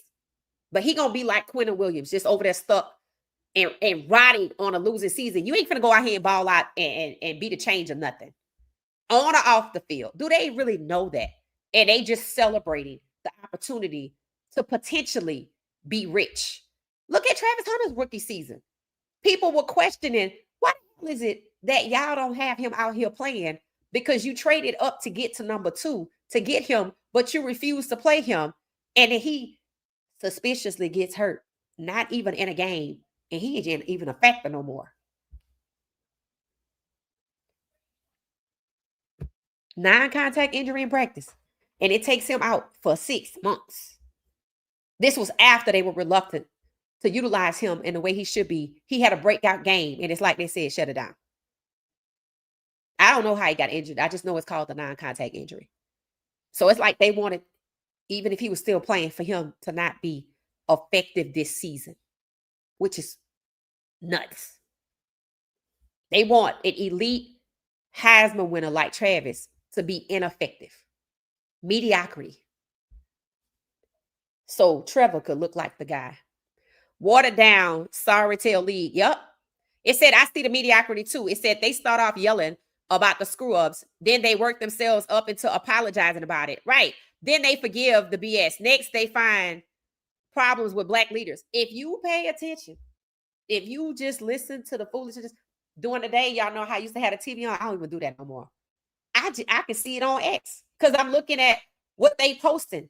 It's crazy to me that the first thing they did, Mike McCarthy could be the head coach. John Gruden could be the head coach. I'm like, no, the hell he can't because he racist. No. He got kicked out. No. And I said it. So you want to bring him back and just be a bastion of ignorance and racism. Somebody put exclamation at the top. I don't know if they like it or not. But that's what it is. They want us to sit by quietly and not say anything about this man being kicked out the league because he was being racist, and somebody that's probably pretending to be Black or is an idiot wants to tell me he only made one comment. He wasn't just racist. He was homophobic. He was, sexist, and he was racist. I'm Black, so I picked that one. I don't know what he said that was sexist. I know he was homophobic, but again, I picked the issue that pertained to me. I'm Black. To hell with him. And that was against Damari Smith, who wrote the book Turf Wars and told us that NFL players are conditioned to submit. I'm like, do they know this? Does Omarion know this? You know what you coming to? Is he gonna end up like Jimmy? Underutilized? When you supposed to be a first round, you could have went number 32. And it's not because you go to Colorado. Alabama had some of the most people drafted, and some of them not even around or being used on a team. It's just marketed. Oh, we had 13 people go in the league, so why don't you come play for us? That's all it is. And then when you get there, shut up, boy. That's it. I say, let them have what they want. Because Shedeur could have elevated this game. They don't want that. We want the old, outdated Manning family, who most people, younger people, don't even connect with. They want to force a connection to Arch Manning. And then when they realize he hang out with Black people, they want to put it on the internet by some Venmo scandal to try to force him to come out of school. Why? Because he hang around with Black people. Let them have what they want. Go start your own. In fact, that's what you should do. But why they don't do it, I don't know. Maybe the being conditioned to submit robs them of the ambition to get it done themselves. Just weird. Just weird. Yep, Shedeur and Shiloh are both kind-hearted. Yep, seeming like Bucky is too. The rejected will be respected. Facts. I think I've been listening to his song, No Sympathy or All Fall Down. And when he said, I give you the smoke that your little heart desires, I'm like, that's facts. I'm gonna put that on the t-shirt. If it's smoke, it's smoke. I'm like, that's facts. Like that's what you want, you're gonna get it, right? So when he played yesterday, I think everybody who kind of are in the know realized that when he posted I'll Fall Down, they understood the context. See, we don't have to say what's understood, right? We don't have to go all over the internet. You just post it out there and we just all get it. That's just something that we have as Black people. One of us run, we are running, and we ain't asking no questions. We'll ask questions. Girl, what happened? Man, what happened? We'll ask that on the other side, but we all know that, right? So I just feel like Shedeur and Shiloh, I think they're just too elite. They too good of character. They're not ignorant and they're not mediocre. So if it don't work out, that's why. It's not a bad thing. And if they want to play football, they can start their own. Because if anybody can get it done, it's the Sanders. So we'll see. It said the timing of Dylan being nominated for Rookie of the Week and Shedeur giving a car away to a black lady is interesting. Dylan was nominated for Rookie of the Week.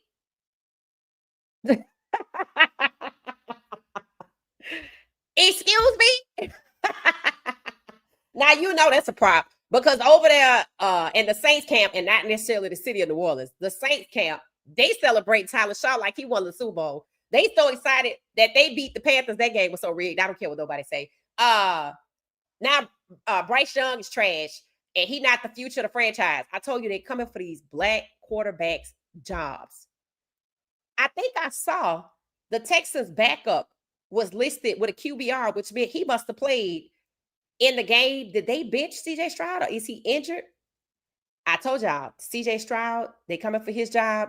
They trying to get Caleb Williams, but they're going to have to circle back to him. They already checked, done, got Anthony Richardson. Mac Jones is the number 2 quarterback with the highest QBR from last week. He going to get somebody job. He might end up in Cleveland. They need a placeholder.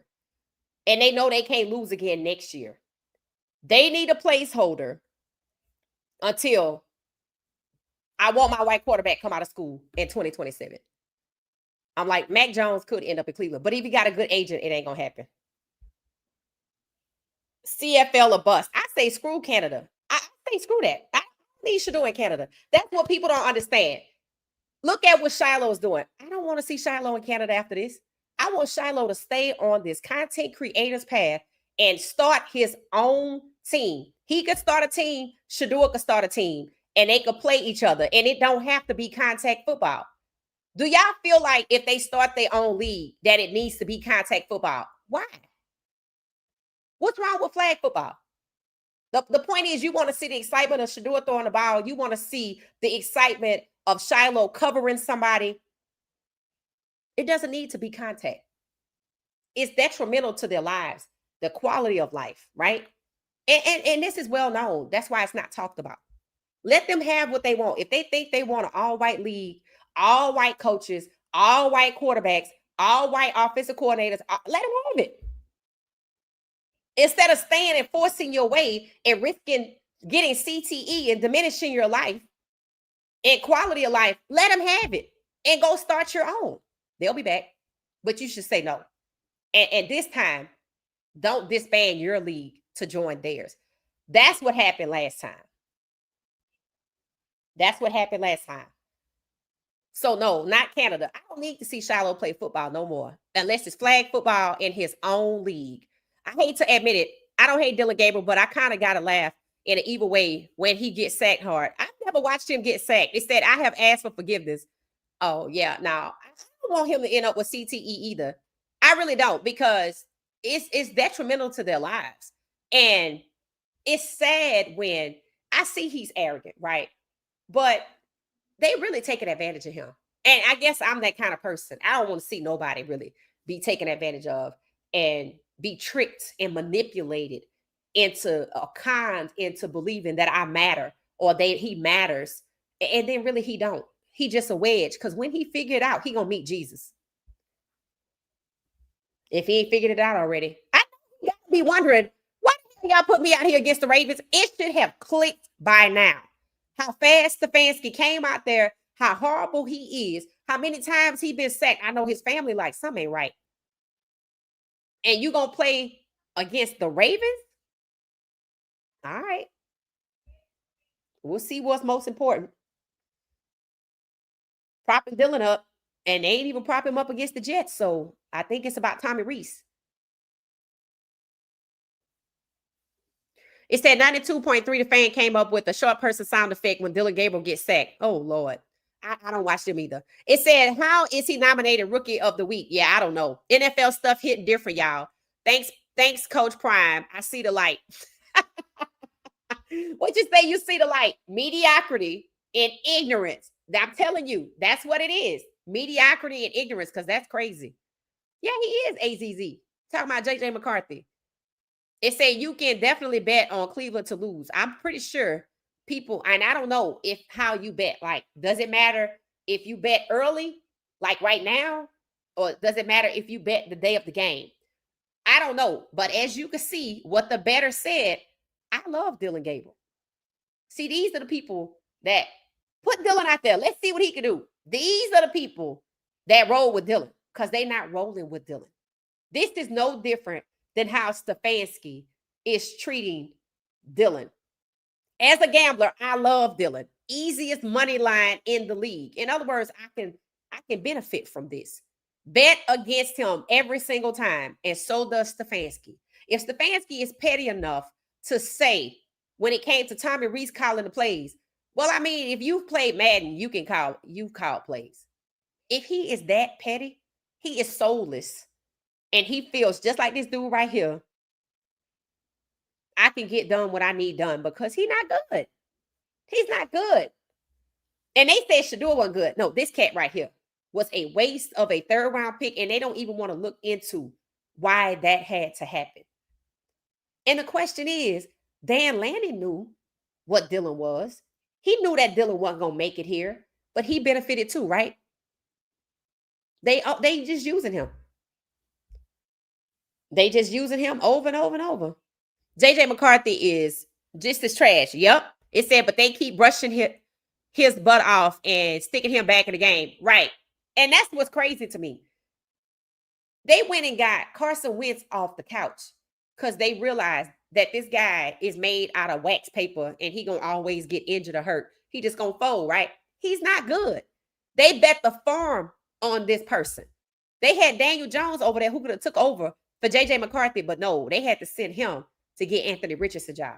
They had to send Sam Darnold away to get Geno Smith job. Now Geno Smith trash and they coming for his job.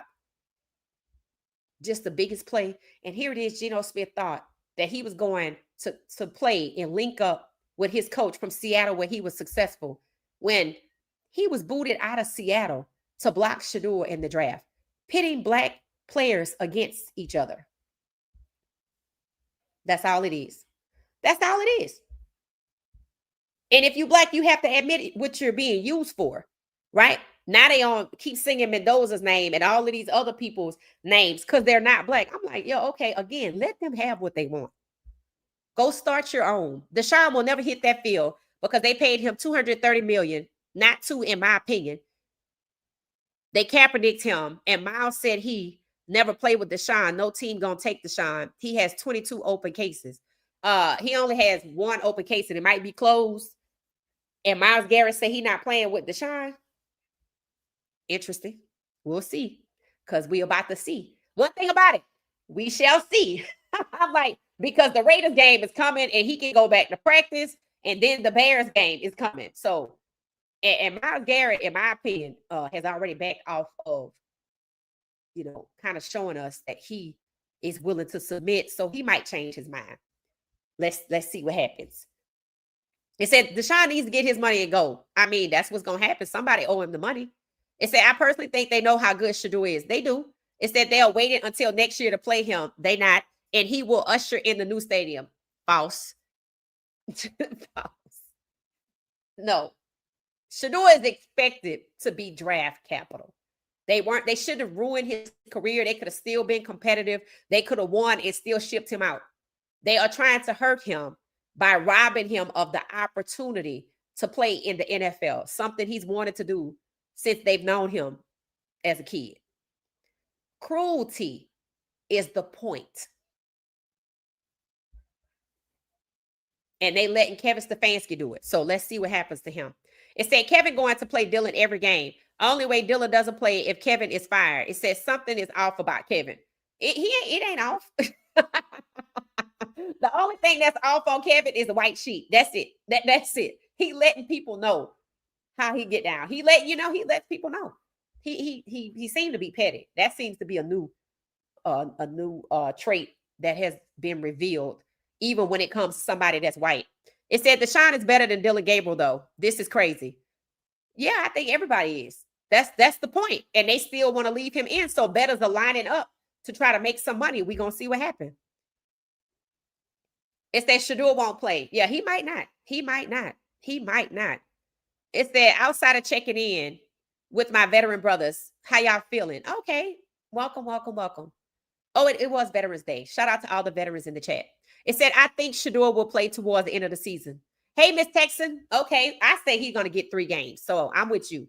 I think they have to kind of let him play 3 games or something like that.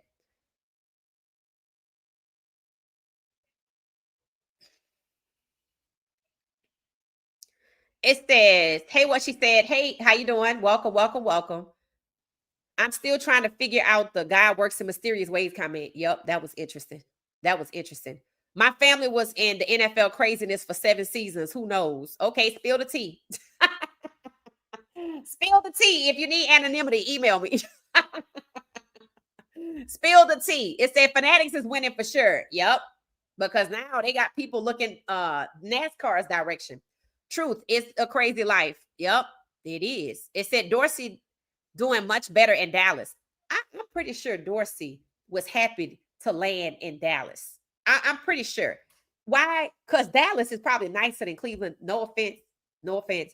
Everything in Dallas, for the most part, in the suburbs, Frisco, that area, Plano, is nice, shiny, and new and ritzy looking.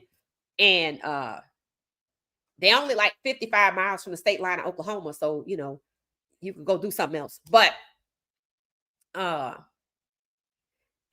just does not give me nice, shiny, and new. And it could be. It could be. But Dallas, I think, you know, is one of those cities that people kind of look up to.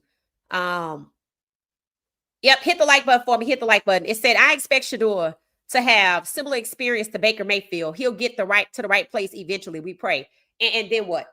You expect Shedeur to have a similar experience as Baker Mayfield. I expect Shedeur to have a similar experience as Geno Smith. That's it. Matter of fact, the NFL said Shedeur Sanders QB comp was Geno Smith. If that don't, they ain't that bright. If they don't tell you that that's the route he gonna go, we gonna draft you to another team and they gonna hold you. Now, Geno Smith eventually got his opportunity with what? Pete Carroll. But you see what they doing now. And even though he had a good season there, the same season as Sam Darnold, they still booted him out to go block Shedeur. So they disrupted what he had going on to go block Shedeur. And now he trash. Because they want his job. We're going to see who job Mac Jones take, but he's going to get somebody's job. I want to see if when they successfully move CJ Stroud out the way, when people realize that it's not a coincidence what happened to Jaden Daniels, that they coming for Mac Jones going to take somebody else's job that's black, but JJ McCarthy going to get another year to get it wrong. You know, I want to see if the black players are going to be like, all right, I done had enough of this. Coming into this draft, there should be one person that's high profile, that's looking at all of this and say, you know what? I'm straight. And they don't go through it. That's what I expect to happen. I expect one high profile person who's supposed to be drafted to look at all of this BS, and they might be black, and go, you know what? I'm straight. That's what I expect to happen. Because if you're black and you're signing up for this, seeing what's going on with not just Shedeur, Jaden Daniels, CJ Stroud, Super Bowl winner, Jalen Hurts, hell, even Pat Mahomes. If you're looking at this, Bryce Young, Justin Fields, Geno Smith, hell, probably Jordan Love, I don't know, because they lost yesterday, and Malik Willis, and all of these other people,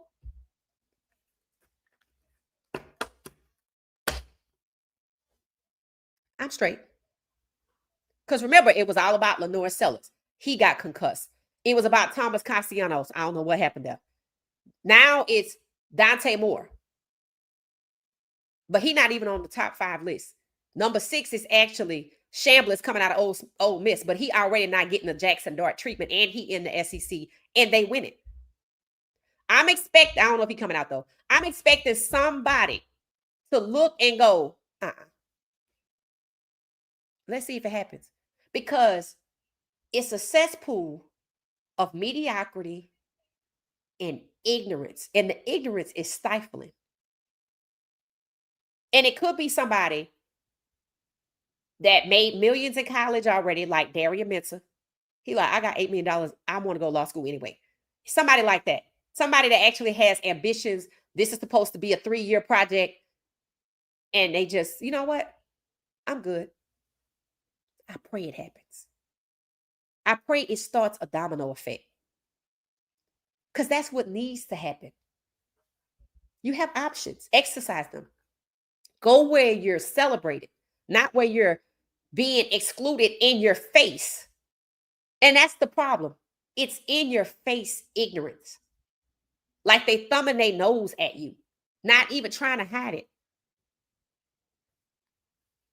Hit the like button for me, please. Hit the like button. It said no, Travis. Yeah, he hurt his knee. Yep. He did. He hurt his knee. It says Shedeur dropped a vid of giving away the car. Oh, I'm going to have to go watch it. Okay, I'm going to watch it after this podcast. It said we need to hire Dion to come in and coach this squad. The NFL has mistreated Coach Prime enough. They already mistreating his good friend, Mike Tomlin. I'm pretty sure he knew Brian Flores. They said somebody, Champ Bailey, hung out with Coach Prime for like a week or something and went back and said something about, Colorado wasn't a good team or something like that.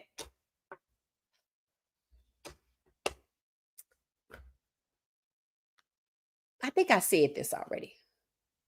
I said out of the three of them, Shedeur, Shiloh, and Coach Prime, that Shedeur is the most aware. And because awareness is his kryptonite. That what's happening is racism and they don't mean you no good. I think he's gotten that. But he was treated the worst, right? But I think he got the message and he understands the enjoy your journey. You see him, exchanging jerseys with Tyrod Taylor, talking privately with Jalen Hurts. I know he done talk to Russell Wilson. Probably talking to Geno Smith. I hope they got a group chat. I really do. Now, Shiloh, the fact that he wants to return.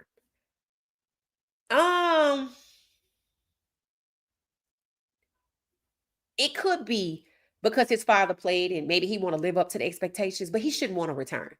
And I think that's why people now in front of the camera are telling him, no, bro, this you right here. They telling him, people were telling him in the comments, but now they're telling him, no, this is good. It's like with him doing the content, whether he did it out of necessity or he felt moved to do it. This is where the message is coming from in the comments and the talent that he's meeting with. No, this is you. That affirmation, you don't need that. And I hope he reads his comments because people are consistently telling him, bro, you don't need the NFL. This is better for you. Between the CTE and how they treating his family, he shouldn't want to. He shouldn't want to. And Coach Prime, the fact that Pat Schumer works there still, it could be strategic because, I got to get these players drafted. Again, I don't know how the scouting is going. They still going to take his program regardless until he out of there. That's just what it is. And because he's greatness, right? And they disrupted greatness by bringing him from Jackson State. They disrupted greatness when Shedeur left Jackson State and went to Colorado. That's just facts. That's just facts. And they thought they would be treated fairly, and they were not. And now Shedeur is seen it on this level where Coach Prime has been. But Coach Prime,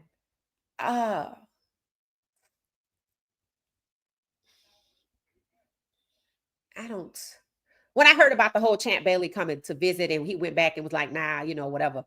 And then I remember the one that played with him in Baltimore, Ed Reed, came and they were asking him whether they like a championship team. And he was like, nah, I mean, that was his honest opinion, right? That's a different case because the fact that he aligned with Pat Schumer, I don't know why he did that. And I find it hard to believe that he did it because it was genuine and he believed in what Pat Schumer was doing. I really find that hard to believe. I really feel like it's extraneous and it has more to do with Shedeur and or the draft because of Kevin Stefanski's direct connection to his old boss, Pat Schumer, and how the NFL used that entitled to come about changing Pat Schumer's plays and Pat Schumer saying that Shedeur was like Daniel Jones. See, all of that right there makes me feel like there's no way that he could truly align with Pat Schumer, and it was more about keeping Shedeur alive. But I also find it difficult that he would sacrifice the players on the team for that. But there's a reason that is beyond understanding, and it feels more coerced and extortion than it does. I genuinely believe what you're saying, unless I have fooled myself into believing that he is good because I need the NFL, and these kids just soft and they need to get it.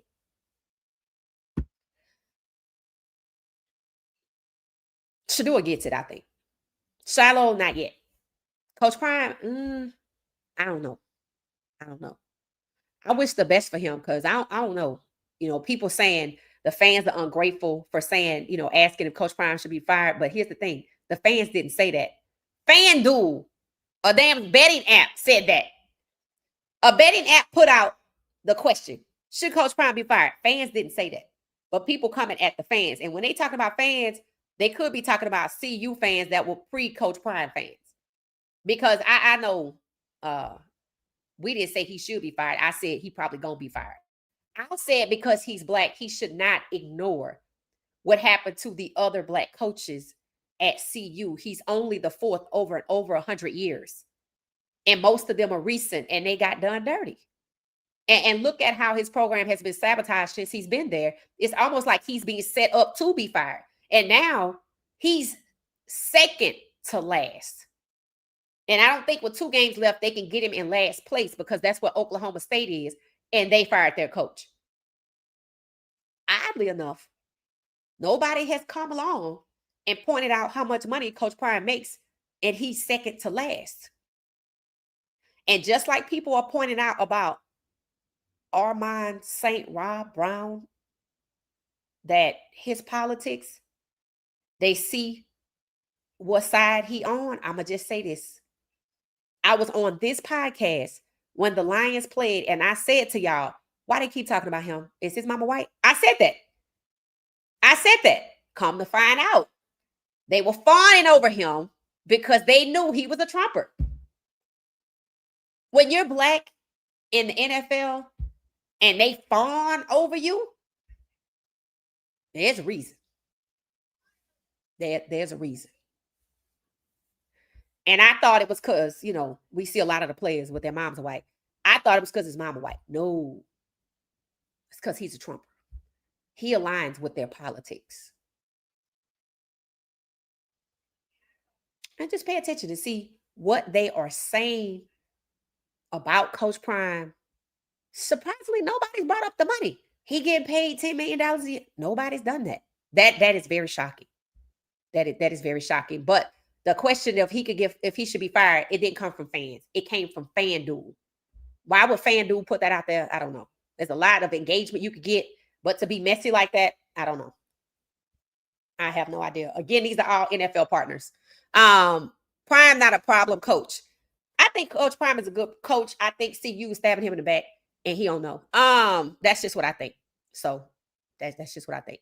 Thank you, Ivy. Ivy said, we love you, sis. I appreciate it. It's that if folk is making money off of Dylan Gabriel gambling, then can't you say the same thing about Schumer in a position to affect the outcome of the games on his play calling? Yes. Now, I've never said they were gambling at CU. I said they were taking down Coach Prime's season and gift wrapping games to teams who had something to gain. Georgia Tech, BYU, we beat the easy people, except for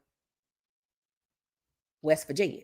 If you look at it, Colorado's West Virginia game, we should have went there and won, was like Cleveland's Jets game. Pay attention. Every week, the same thing happens. Put somebody else in. Put somebody else in. So Coach Prime put in Staub, which was Pat Schumer's boy, his guy. And that didn't work out.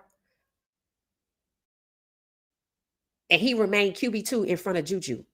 And Juju, like Shedeur, is the answer all along. But you know why they're not going to talk about it? Because Caden didn't like Dylan, and they're not the same quarterback.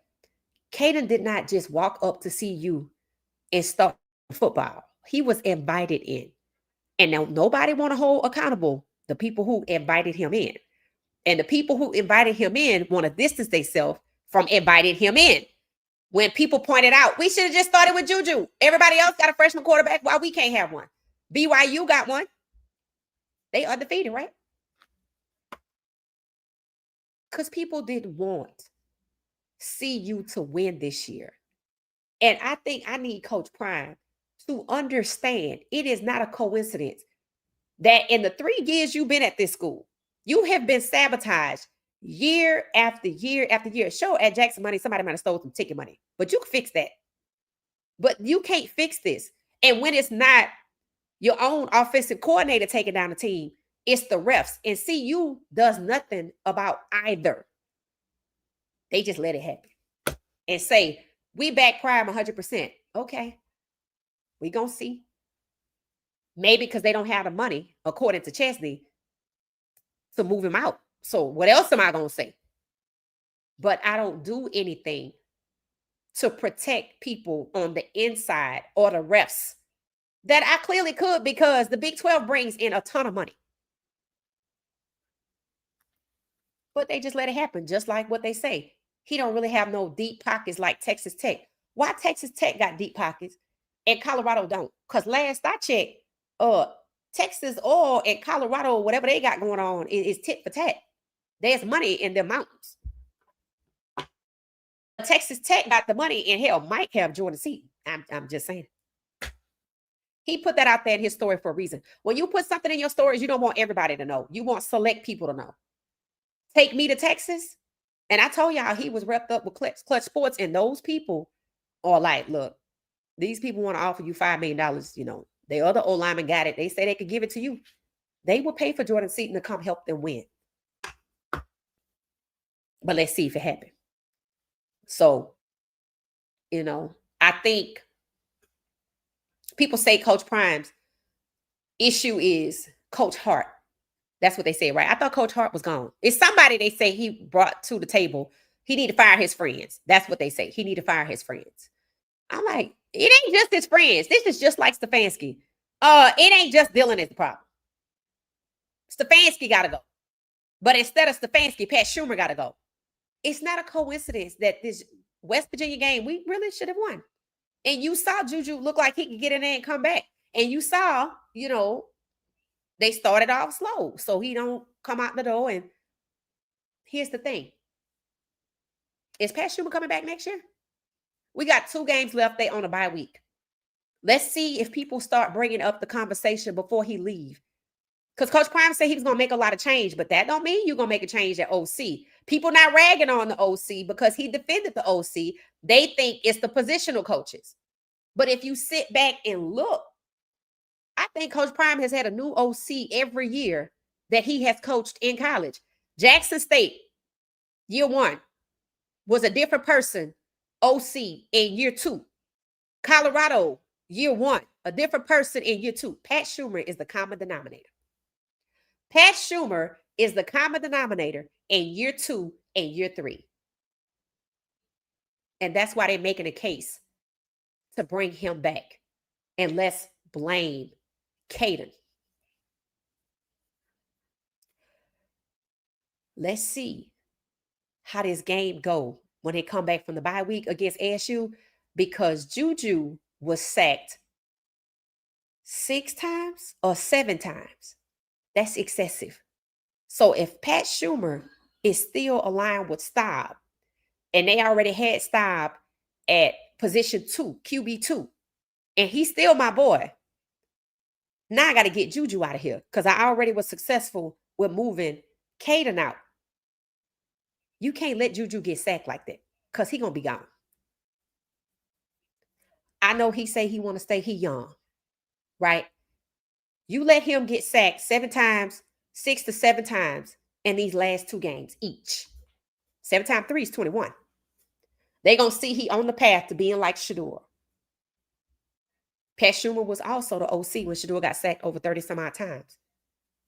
Y'all saw the Alamo Bowl.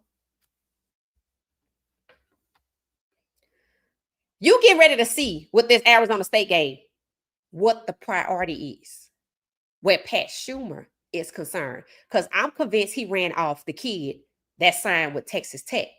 And now possibly another one of our top players might run over to Texas Tech. And that's supposed to be Coach Prime Friend. That coach is. I'm convinced that when they all played that Delaware game, Juju got set up just like Caden got set up. And nobody really talked about that they had Juju at the 3, which is crazy. That's really the real conversation. Why y'all brought Caden here and messed up his year? And why y'all had Juju at the 3? That's how you know it wasn't just Caden. It was to get stopped to the 2. So if I work hard to get stopped to the 2 and you finally move Caden out the way, what am I going to do to Juju so he can run off too? Because I ran off that other kid. I destroyed Caden's year. And Juju might not be going to the league, but I think these people won't stop to be QB1. I think they want to create an NFL opportunity for him because he wasn't interested. Because guess what? It worked with Dylan. I don't know who taller between Staub and Dylan. Don't be surprised if they try to get the same contract for Dylan that they got for Tua. And Tua is parked in Miami till 2027. And now that they done beat the Bills, people are like, how the hell? What? I thought y'all was taken. After they fired the black guy, suddenly they won. I asked the question on X. Now, why is it that they fired their GM? They used the losing to fire the black GM. And then when he got fired, now they out here balling. Blame the black guy. So, CU, the Arizona State game should prove what the priority is from Pat Schumer's perspective. Meaning, is he going to try to run off Juju too? See, people just looking at Caden wasn't good. I'm like, all right, y'all keep thinking that. Caden the one going to be like Baker Mayfield. It's the same thing. Shedeur is actually the better QB. They had Juju at the QB3. See, they don't talk about that because they don't want you to go, why the hell you had Juju at QB3 if he was the answer? That's a big flaw. That kid should have never been behind Staub after Staub's disastrous performance at U of H. But they don't talk about that. As long as we blame Caden and people think that's the problem and some other portal guys, then I'm going to get away with it. But then the Arizona State game is coming. And then the Kansas State game is coming. And you're going to see what the priority is. That's why I'm not making no motion about it. That's why I'm not, everybody like, oh, we got the quarterback in the future. I'm like, yeah, we're going to see. Let's see what this Arizona State game look like. Because that kid got sacked 7 times. I don't even think Caden ever been sacked 7 times.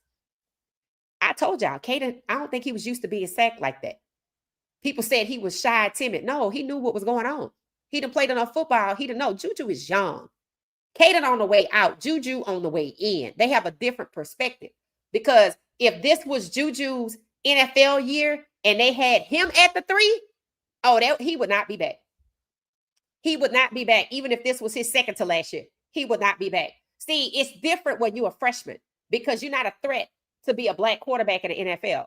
But when you're Caden, and they already said if you come to see you can elevate your draft stock. Well, Pat Schumer made sure that didn't happen. But now let's see if he's going to run off Juju because I'm pretty sure he is. Let's see if he's allowed to run off Juju. Because he was allowed to have Juju at the 3 and Juju was going to walk. We're going to see what the priority is. when they come back to this next game versus Arizona State. All right, we're going to get out of here. Again, this was good, insightful, informative. I hope you enjoyed it. I wish everybody at CU well. But again, I don't know why these kids, lining up for the draft, because it's the long-term dream, but you ignoring a whole lot, right? And not just CTE. I don't know what's worse, the racism or the CTE. I don't know. I haven't thought about it. But the point is, they both exist. And I just don't understand why, after what happened to Shedeur, after what you see happening to Shedeur, why is this something you want to take up? Thanks. All right. So I'll be back tomorrow, guys. Thank y'all so much for rocking out with us tonight. I appreciate it. I think I got all of my super chats. Yeah, I got Clara and I got Ben. I appreciate y'all for supporting the channel. Thank you so much. We'll be back tomorrow at 10:35 p.m. Eastern Standard Time. 272 of us. Hit the like button. And I'll see y'all tomorrow. Have a good night. Thanks for watching What She Said Sports. Oh, don't forget, go shopping at whatshesaidsports.com and use my code NOLA Girl, all caps, all together,